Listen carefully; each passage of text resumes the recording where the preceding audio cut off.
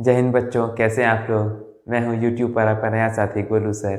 और आज हम लोग आगे के टॉपिक को डिस्कस करेंगे। तो आज हमारा क्लास 12 फिजिक्स का दूसरा लेक्चर है और हम लोग फर्स्ट चैप्टर डिस्कस कर रहे हैं इलेक्ट्रोस्टैटिक्स, स्थिर वैद्युतिकी।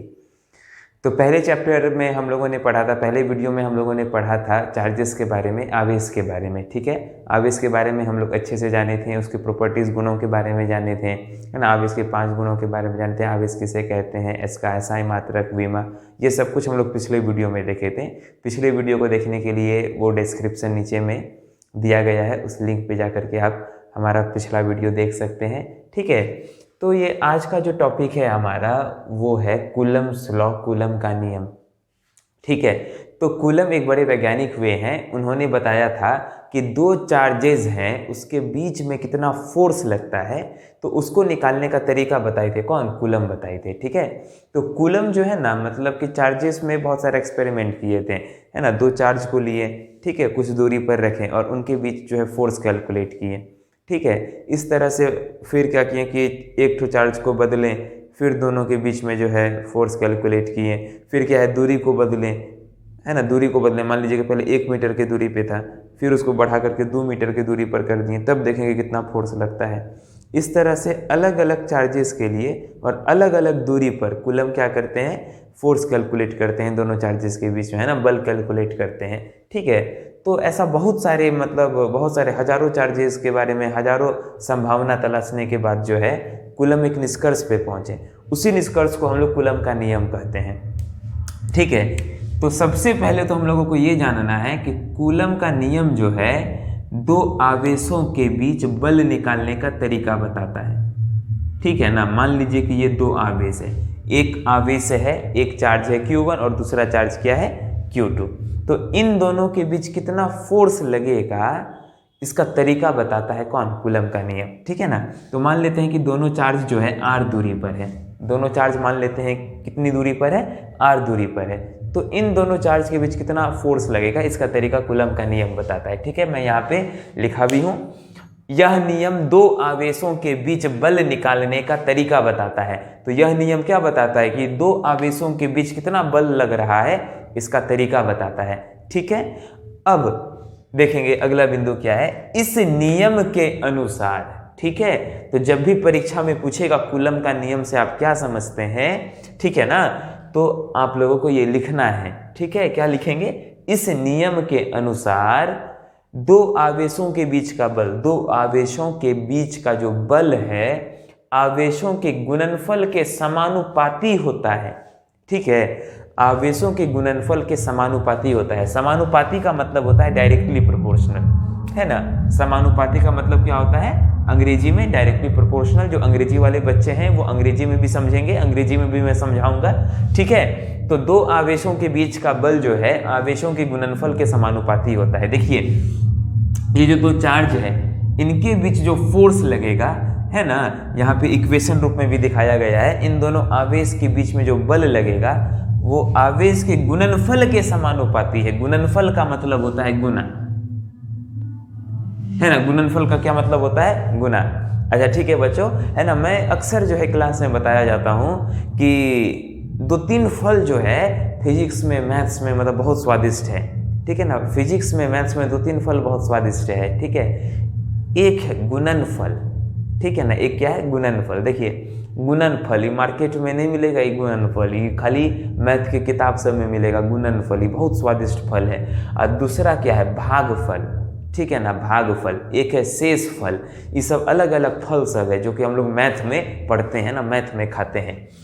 गुणनफल तो दो आवेशों के बीच का जो बल है आवेशों के गुणनफल के समानुपाती होता है। तो ये जो बल है ये आवेशों के गुणनफल, गुणनफल का मतलब होता है गुना, है ना। तो दोनों आवेश को क्या कर दिए, Q1 Q2 को गुना कर दिए, Q1 और Q2 को क्या कर दिए हम लोग, गुना कर दिए। तो उसके समानुपाती है, डायरेक्टली प्रोपोर्शनल। ये जो चिन्ह है ये किसका चिन्ह है, डायरेक्टली प्रोपोर्शनल का चिन्ह है ना, समानुपाती का चिन्ह है।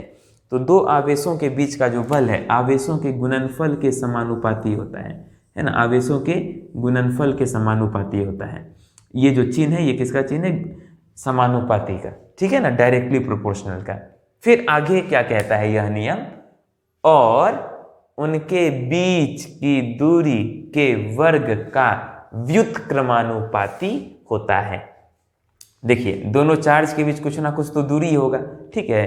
तो दोनों चार्ज के बीच जो फोर्स लग रहा है ना, इनके बीच जो फोर्स लगेगा वो इनके बीच की दूरी, इनके बीच जो दूरी है ना उसका स्क्वायर कर देंगे, वर्ग कर देंगे, है ना। उनके बीच की दूरी का वर्ग, वर्ग मतलब स्क्वायर, दूरी का हम लोग क्या कर देंगे, स्क्वायर कर देंगे। उसका व्युत्क्रमानुपाती होता है, इनवर्सली प्रोपोर्शनल होता है। तो व्युत्क्रमानुपाती का क्या मतलब है, तो व्युत्क्रमानुपाती का मतलब होता है जब भी हम लोग बट्टे में लिखते हैं ना, इस प्रकार से बट्टे में, इसी को हम लोग व्युत्क्रमानुपाती कहते हैं, ठीक है ना। जब बट्टे में लिखते हैं तो व्युत्क्रमानुपाती, इनवर्सली प्रोपोर्शनल, और जब बट्टे में नहीं लिखते हैं तो उसको बोलते हैं समानुपाती, डायरेक्टली प्रोपोर्शनल। ठीक है, समझ गए बच्चों, है ना। ये कूलम्स के नियम का जो स्टेटमेंट है वो अच्छे से ध्यान में रखना है कि दो आवेशों के बीच का बल आवेशों के गुणनफल, है ना, गुणनफल मतलब गुना के समानुपाती होता है, और उनके बीच की दूरी, आर मतलब दूरी, के वर्ग का, वर्ग मतलब स्क्वायर का, व्युत्क्रमानुपाती होता है। ठीक है, तो यहाँ पे दो समीकरण बन गया है, और दोनों समीकरण को यदि हम लोग मिला दें तो फोर्स जो होगा वो समानुपाती होगा किसके, प्रोपोर्शनल होगा किसके, Q1 गुना Q2 बट्टे आर स्क्वायर के। अब हम लोग ये प्रोपोर्शनल का, समानुपाती का चिन्ह हटाएंगे तो एक कांस्टेंट आ जाएगा K, तो F बराबर क्या हो गया, K गुना Q1 गुना Q2 बट्टे आर स्क्वायर। ठीक है, जहाँ K एक नियतांक है, K एक कांस्टेंट है, समझ गए ना। तो इसी को हम लोग कूलम का नियम कहते हैं। तो जब भी परीक्षा में पूछेगा, बोर्ड की परीक्षा में पूछेगा, क्या पूछेगा, 2 नंबर का क्वेश्चन कि कूलम का नियम से आप क्या समझते हैं, है ना। कूलम के नियम से आप क्या समझते हैं, परीक्षा में पूछेगा, कूलम के नियम से आप क्या समझते हैं।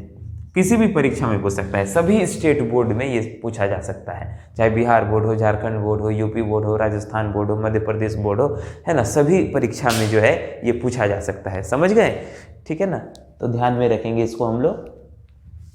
तो कूलम के नियम से आप क्या समझते हैं, तो जब भी ये परीक्षा में पूछेगा या CBSE में भी पूछा जा सकता है, तो आप उसमें क्या लिखेंगे, कूलम के नियम से आप क्या समझते हैं, तो हम लोग इन सारे बातों को लिखेंगे, ठीक है ना। What do you understand from Coulomb's law, यदि अंग्रेजी में पूछा जाता है, ठीक है। तो इसका आंसर मैं बोलता हूं, तो अंग्रेजी मीडियम वाले बच्चे जो हैं अपने नोट्स में लिखेंगे, ठीक है ना। What do you understand by Coulomb's law लिखेंगे,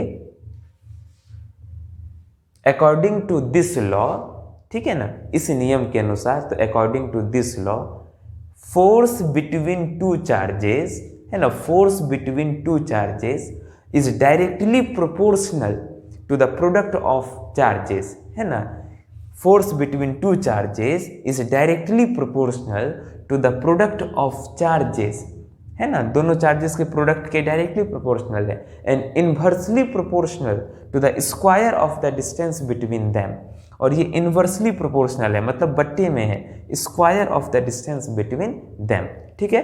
फ्रॉम रिलेशन 1 एंड 2, यहाँ पे हम लोग 2 रिलेशन लिखे हैं, 1 और 2, 2 रिलेशन लिखे हैं, तो फ्रॉम रिलेशन 1 एंड 2, है ना, दोनों रिलेशन से हम लोगों को ये इक्वेशन मिल जाता है, F is equal to K गुना Q1 गुना Q2 बटे आर स्क्वायर, ठीक है, समझ गए। यहाँ पे K क्या है, एक नियतांक है, एक कांस्टेंट है, समझ गए ना। अब देखिए K का वैल्यू जो होता है, वो K का वैल्यू क्या होता है, 1/4 पाई एप्सिलॉन O, है ना। K का वैल्यू क्या होता है, याद रखेंगे, 1/4 पाई एप्सिलॉन O। K का वैल्यू क्या होता है, 1/4 पाई एप्सिलॉन O, इसको हम लोग याद रखेंगे, ठीक है। अच्छा, इस चिन्ह को क्या पढ़ते हैं, इसको हम लोग पढ़ते हैं एप्सिलॉन, और नीचे में क्या है, O। ऐसा लगता है कि भारत के नीचे क्या हो, श्रीलंका हो, जैसे भारत के नीचे श्रीलंका लटक रहा है, उसी प्रकार से एप्सिलॉन के नीचे ये O है, ठीक है ना। तो एप्सिलॉन O, एप्सिलॉन कैसे बनाना है, तो एप्सिलॉन के लिए हम लोग क्या करेंगे, एक C बना देंगे ऐसे, अब बीच में ऐसे त्रिशूल बना देंगे, तो ये हो गया एप्सिलॉन O, ठीक है। तो एप्सिलॉन O, तो K बराबर क्या होता है, याद रहेगा, 1/4 पाई एप्सिलॉन O। तो K का वैल्यू यदि हम लोग यहाँ पे डाल दें इस इक्वेशन में, 1/4 पाई एप्सिलॉन O, तो F इज इक्वल टू क्या हो जाएगा, K के जगह हम लोग रख रहे हैं क्या, 1/4 पाई एप्सिलॉन O, तो मल्टीप्लाई हो जाएगा, K के जगह रख दिए, है ना, इस K के जगह हम लोग रख दिए 1/4 पाई एप्सिलॉन O रख दिए, मल्टीप्लाई में हो गया क्या चीज़, Q1 मल्टीप्लाई Q2 बट्टे में आर स्क्वायर, ठीक है। यहाँ जो एप्सिलॉन ओ है ये क्या है, मुक्त आकाश की परावैद्युतता, या फिर इसको हम लोग निर्वात की परावैद्युतता भी कहते हैं। ठीक है, एप्सिलॉन ओ को क्या कहते हैं, मुक्त आकाश या फिर निर्वात की परावैद्युतता। ठीक है, मुक्त आकाश और निर्वात का मतलब एक ही होता है, दोनों सेम ही चीज़ है ना, मुक्त आकाश और निर्वात एक ही चीज़ है, समझ गए। तो अंग्रेजी में हम लोग एप्सिलॉन को क्या कहते हैं, परमिटिविटी ऑफ फ्री स्पेस या वैक्यूम। ठीक है, परमिटिविटी ऑफ फ्री स्पेस या वैक्यूम। मुक्त आकाश को अंग्रेजी में फ्री स्पेस कहते हैं, निर्वात को वैक्यूम कहते हैं, समझ गए ना। ठीक है बच्चों, ये हमारा वीडियो लेक्चर जो है, वीडियो सीरीज़ जो है उसका आज ये सेकंड लेक्चर है, सेकंड टॉपिक है। यदि आप लोगों को यह वीडियो अच्छा लग रहा हो, ये वीडियो सीरीज़ अच्छी लग रही हो, तो इसे ज़रूर से ज़रूर अधिक से अधिक अपने दोस्तों के साथ शेयर करें, है ना। और ज़रूर कमेंट करें आपको वीडियो क्या लग रहा, कैसा लग रहा है। यदि आपके कुछ डाउट्स होंगे तो उसे भी कमेंट करके ज़रूर बताना है ना। और मैं सारे कमेंट्स को पढ़ूंगा, जो भी आपके डाउट्स होंगे, है ना, उसको मैं फिर से समझाऊंगा, फिर से क्लियर करूंगा। ठीक है, तो ज़्यादा से ज़्यादा जो है ना, जुड़ करके रहना है, बातचीत करना है। ठीक है, मेरे पर्सनल नंबर पे भी जो है आप मैसेज कर सकते हैं, व्हाट्सअप कर सकते हैं, और यूट्यूब पे भी कमेंट करके मुझसे जुड़ सकते हैं। ठीक है, तो चलिए आगे बढ़ते हैं। तो ये जो 1/4 पाई एप्सिलॉन ओ है बच्चों, इसका वैल्यू पता है आप लोगों को क्या होता है। ठीक है, तो अब हम लोग देखते हैं कि ये 1/4 पाई एप्सिलॉन ओ, इसका वैल्यू क्या होता है। इसको मैं इरेज कर देता हूँ।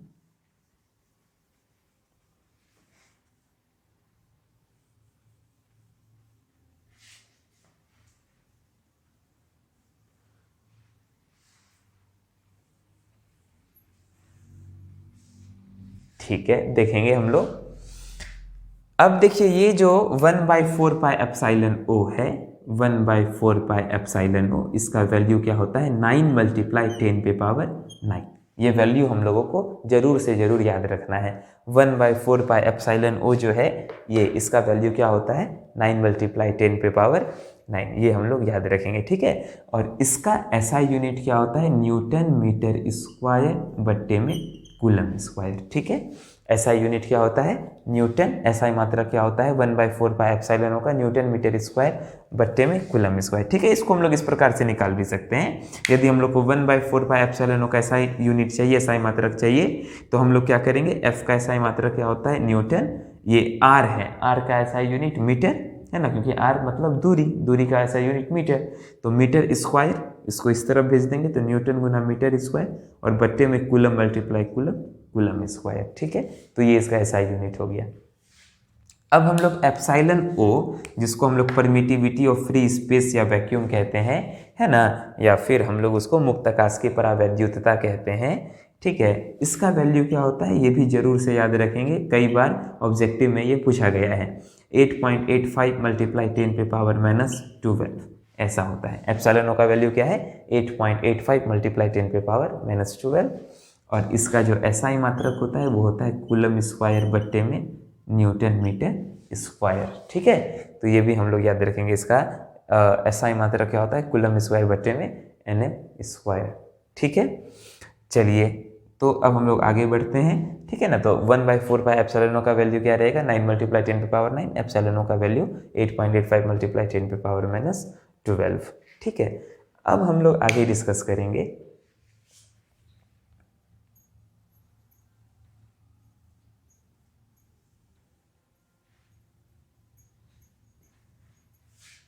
कूलम के नियम का सदिश रूप। ठीक है,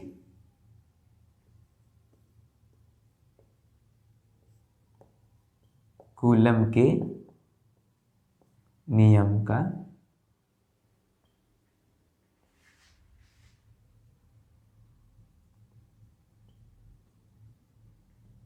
सदिश रूप।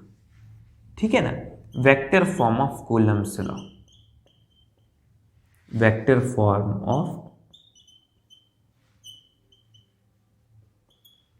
Coulomb's law. ठीक है, कूलम्स लॉ का हम लोग वेक्टर फॉर्म देखेंगे, सदिश रूप देखेंगे। ठीक है, इसमें क्या होगा कि पीछे जो हम लोग देखे थे वो था उसका स्केलर फॉर्म, अदिश रूप था, है ना। पीछे वाला ये जो फॉर्मूला है, F बराबर 1/4 पाई एप्सिलॉन ओ मल्टीप्लाई Q1 × Q2 / R², ये क्या है, ये इसका अदिश रूप है। ये इसका क्या है बोलिए तो, ये इसका अदिश रूप है, ठीक है ना, यह इसका क्या है, अदिश रूप है, स्केलर फॉर्म है। अब हम लोग देखते हैं इसका वेक्टर फॉर्म। वेक्टर फॉर्म में क्या करना है हम लोगों को, f को वेक्टर के रूप में दिखा देना है। और वेक्टर के रूप में कैसे दिखाते हैं, तीर बना करके। तो f वेक्टर बराबर क्या होगा, 1/4πε0 मल्टीप्लाई में q1 मल्टीप्लाई q2 बट्टे में r स्क्वायर। केवल यहाँ पे r कैप दे देना है हम लोगों को, r के ऊपर टोपी दे देना है, ठीक है ना, r के ऊपर टोपी दे करके, r के ऊपर कैप दे करके हम लोग इसका क्या बना देते हैं, इसका वेक्टर फॉर्म बना देते हैं, ठीक है ना, इसका सदिश रूप हम लोग बना देते हैं, ठीक है। तो कूलम के नियम का यदि सदिश रूप कहेगा तो क्या करेंगे, 1/4πε0 गुने q1 गुने q2 बटे r स्क्वायर। जो पहले था वही चीज़ है, केवल हम लोग r कैप लगा दिए, r के ऊपर टोपी लगा दिए। यहाँ पे r कैप क्या है, r कैप जो है ये एकांक सदिश है। r कैप क्या है, एकांक सदिश, ठीक है, एकांक सदिश। और ये r कैप का वैल्यू क्या होता है, r वेक्टर बट्टे में r, ये इसका फॉर्मूला होता है, ठीक है। तो ये कूलम के नियम का क्या है बच्चों, सदिश रूप है, ठीक है, हम लोग याद रखेंगे, ठीक है। ये कई बार जो है ऑब्जेक्टिव में ये भी पूछा जाता है। अब अगला टॉपिक हम लोग देखेंगे, किसी भी माध्यम में कूलम का नियम हम लोग कैसे लिखते हैं, ठीक है, किसी भी माध्यम में कूलम का नियम। अभी तक जो हम लोग देखे थे, तो अभी हम लोग चर्चा कर रहे थे कि ये जो चार्जेस है वो एयर में रखा हुआ है ना, हवा में रखा हुआ है, वायु में रखा हुआ है, या निर्वात में रखा हुआ है ना, मतलब कि इनके बीच में ना, चार्जेस के बीच में कोई भी दूसरा मीडियम नहीं है, कोई दूसरा मटेरियल नहीं है।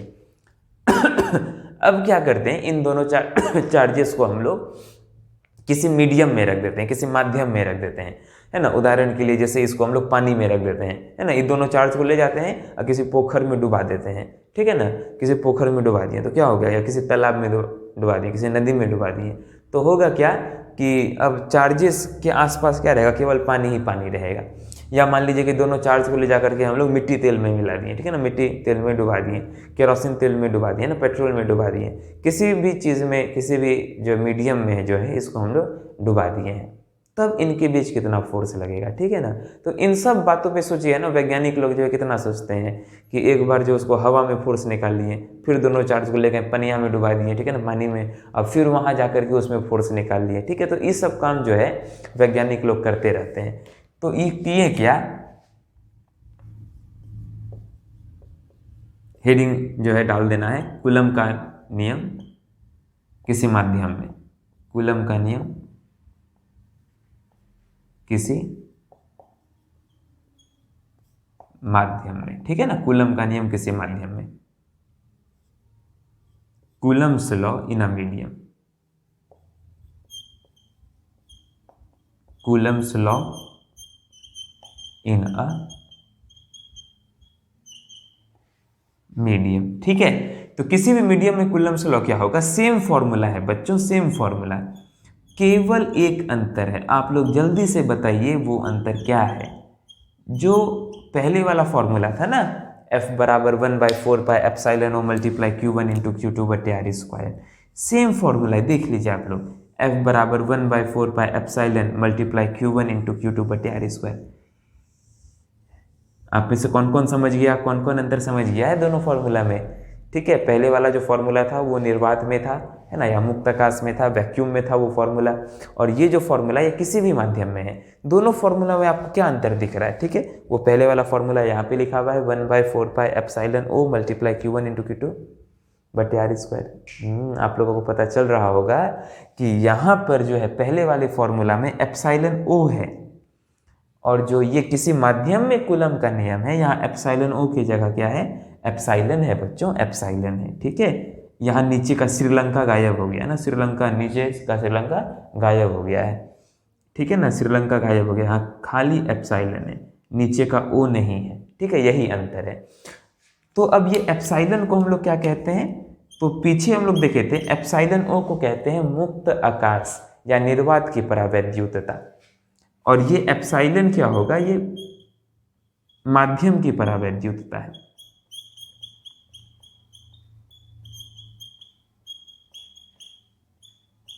मतलब क्या है कि हर माध्यम का जो परावैद्युतता है ना वो अलग अलग होगा। जैसे पानी का परावैद्युतता जो है वो अलग होगा, है ना, हवा का, वायु का परावैद्युतता अलग होगा, केरोसिन का अलग होगा। सब माध्यम का परावैद्युतता क्या होता है, अलग अलग होता है। हर माध्यम का परमिटिविटी क्या होता है, अलग अलग होते रहता है।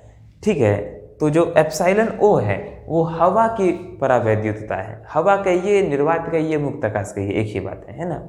एयर कहिए, वैक्यूम कहिए, फ्री स्पेस कहिए, एक ही बात है। ठीक है ना, मतलब जहाँ कुछ भी नहीं है वो हो गया एयर। ठीक है, तो वो एयर का मतलब कि परमिटिविटी है।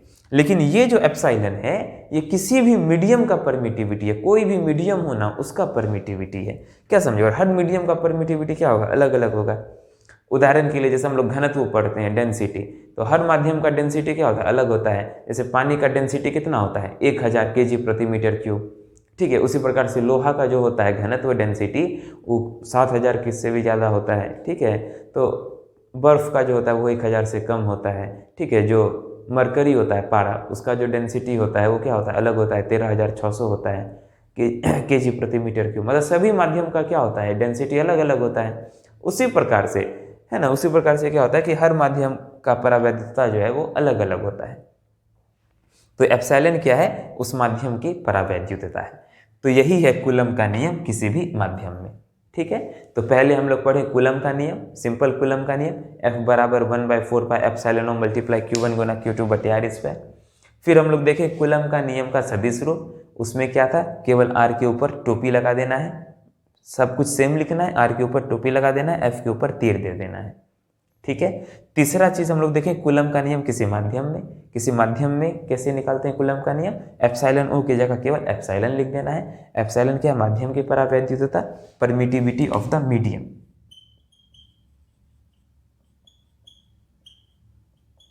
अब जो अगला टॉपिक है वो बहुत इंपॉर्टेंट है ना, बच्चे लोग ध्यान से देखते रहिए, आप लोग पूरा वीडियो देखिए, अंत तक देखिए, क्योंकि अगला टॉपिक बहुत ही ज़्यादा इंपॉर्टेंट है और इससे लगभग निश्चित है कि हर साल क्वेश्चन ऑब्जेक्टिव इन सब में रहता ही है। ठीक है, तो अगला टॉपिक देखिए आप लोग,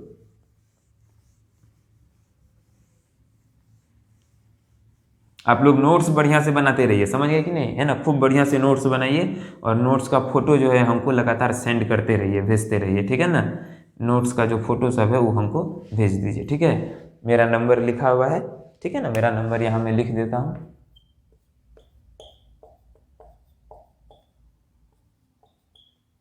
ठीक है, इस नंबर है ना गोलू सर, इस नंबर पे आप लोग अपने नोट्स का फोटो भेज सकते हैं। ठीक है, चलिए हम लोग आगे प्रोसीड करते हैं।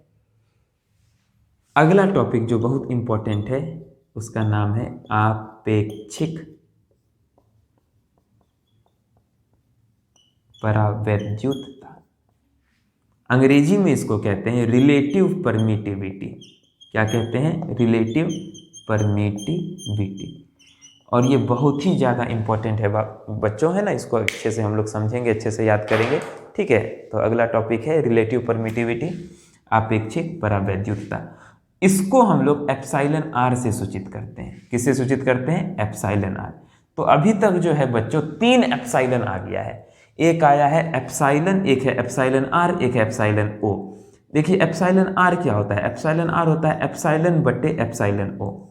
तीनों एप्सिलॉन जो है आपस में जुड़ा हुआ है ना, 3 ठो एप्सिलॉन हम लोग पढ़े हैं, एक पढ़े हैं एप्सिलॉन ओ, एक पढ़े हैं एप्सिलॉन, एक पढ़े हैं एप्सिलॉन आर। और तीनों एप्सिलॉन को जोड़ने वाला फॉर्मूला है क्या, एप्सिलॉन आर बराबर एप्सिलॉन बटे एप्सिलॉन ओ। इस फॉर्मूला में आप देख लीजिए तीनों आर जुड़ रहा है ना, तीनों एप्सिलॉन जुड़ रहा है, epsilon, epsilon O, epsilon R. ठीक है ना, तीनों का नाम अलग अलग है। एप्सिलॉन ओ क्या है, एप्सिलॉन ओ है मुक्त आकाश की परावैद्युतता, permittivity of free space. Epsilon क्या है, किसी माध्यम की परावैद्युतता, परमिटिविटी ऑफ द मीडियम। और एप्सिलॉन आर क्या है, रिलेटिव परमिटिविटी। तो हम लोग समझ सकते हैं जैसे रिलेटिव डेंसिटी होता है ना, रिलेटिव रिफ्रैक्टिव इंडेक्स होता है, उसी तरह से ये रिलेटिव परमिटिविटी है। ठीक है ना, मतलब एक माध्यम की परावैद्युतता दूसरे माध्यम की तुलना में, उसी को हम लोग बोलते हैं आपेक्षिक परावैद्युतता। अगर अच्छे से इसकी परिभाषा लिखना है तो लिखेंगे कॉपी में। ठीक है, कॉपी में लिखना है। देखिए ये क्या है, आपेक्षिक परावैद्युतता क्या है, दो माध्यम की परावैद्युतता का अनुपात है। ठीक है, तो अनुपात हम लोग लिखते हैं, किसी माध्यम की परावैद्युतता, है ना, किसी माध्यम की परावैद्युतता। एप्सिलॉन क्या है? किसी माध्यम की परावैद्युतता है। ठीक है, तो किसी माध्यम की परावैद्युतता एप्सिलॉन और निर्वात की परावैद्युतता है ना, ये जो एप्सिलॉन ओ है वो क्या है? निर्वात की परावैद्युतता है ना। तो किसी माध्यम की परावैद्युतता और निर्वात की परावैद्युतता मतलब कि एप्सिलॉन ओ के अनुपात को, किसको? के अनुपात को आपेक्षिक परावैद्युतता कहते हैं। के अनुपात को आपेक्षिक, अंग्रेजी में भी बोलूंगा है ना, बस थोड़ा सा पेशेंस रखना है, तो अंग्रेजी में भी बोलूंगा, को आपेक्षिक परावैद्युतता epsilon R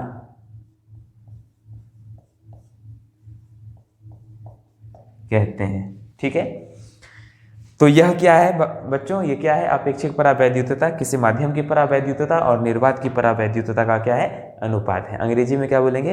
it is the, बच्चों लिखेंगे, अंग्रेजी वाले बच्चे लिखेंगे अब, इट इज द रेशियो, है ना। रिलेटिव परमिटिविटी क्या है? It is the ratio of permittivity of the medium, है ना, बहुत आसान है। इट इज द रेशियो, ये रेशियो है, permittivity of the medium to the permittivity of free space.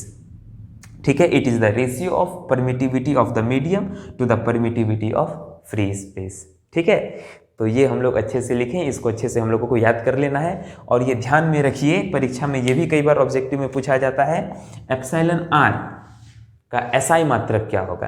तो एप्सिलॉन आर का एसआई मात्रक जो है, एक ठो बात देख लीजिए, एप्सिलॉन आर का कोई एसआई मात्रक नहीं होगा, ना ही कोई इसका विमा होगा। क्यों?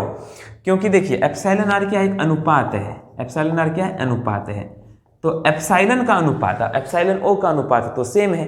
एप्सिलॉन ओ का अनुपात हम बताए थे पीछे, कूलम स्क्वायर बट्टे में न्यूटन मीटर स्क्वायर।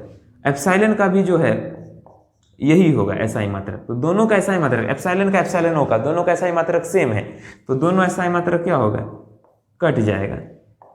तो कट करके एसआई मात्रक क्या हो गया? 1। 1 का मतलब हो गया क्या? मात्रकहीन। एप्सिलॉन आर जो है यह मात्रकहीन है, यह क्या है? मात्रकहीन है और विमाहीन है। लिख लेंगे, नोट में लिख लेंगे कि एप्सिलॉन आर जो है मात्रकहीन है और विमाहीन है। लिखिए कॉपी में, एप्सिलॉन आर जो है यह मात्रकहीन है और विमाहीन है। अंग्रेजी में लिखेंगे नोट में, epsilon R is unitless and dimensionless, है ना। एप्सिलॉन आर का कोई भी यूनिट नहीं है और कोई भी डायमेंशन नहीं है। ठीक है बच्चों, तो आज का टॉपिक यहीं पर समाप्त होता है। तो आज हम लोग कूलम का नियम देखें, कूलम का नियम निर्वात में देखें, फिर उसका सदिश रूप देखें, फिर किसी माध्यम में कूलम का नियम देखें। ठीक है, और उसके बाद अंत में हम लोग देखें आपेक्षिक परावैद्युतता, रिलेटिव परमिटिविटी किसे कहते हैं। यदि आप लोगों को यह वीडियो अच्छा लगा होगा तो अधिक से अधिक इसे शेयर करें, है ना, चैनल को सब्सक्राइब करें, लाइक करें, कमेंट करें, अपने नोट्स का फोटो खींच करके मुझे भेजें, हैं। और उसके बाद या कुछ डाउट आपको रह गया हो इस वीडियो में तो कमेंट करिए और मेरे नंबर पर मैसेज करिए। ठीक है, मैं हर प्रकार से आप लोगों के डाउट्स को सॉल्व करने का प्रयास करूँगा। ठीक है, और भी अगर आप में से कोई बच्चे यहाँ कोचिंग श्री क्लासेस आकर के मिलना चाहें, बातचीत करना चाहें, अपने डाउट्स को पूछना चाहें, तो वो भी, उसके लिए भी आप लोगों का स्वागत है श्री क्लासेस कोचिंग संस्थान में। तो अगले वीडियो में फिर से हम लोग डिस्कशन को आगे बढ़ाएंगे। तब तक के लिए धन्यवाद।